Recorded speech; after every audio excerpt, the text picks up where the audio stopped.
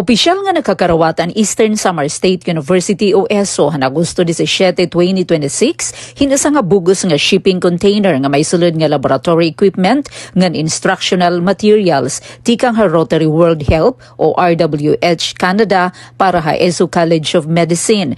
Ginpangunan han Rotary Club of Borongan ha pagpanguna ni President Dr. Danilo Alura ang turnover han mga kagamitan.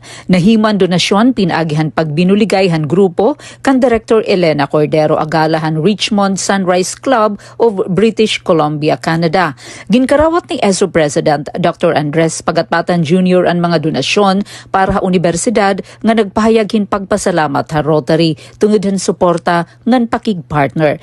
Tinambong liwat ha turnover hi Vice President for Administration Dr. Ruben Voloso. Upod din mga faculty han College of Medicine ngan mga estudyante han College of Nursing and Allied Sciences. Ginlalauman nga makakabulig ang mga kagamitan hapag parigon han medical education ha ESO ngan hapag andam han mga magiging health professionals ha Eastern Samar.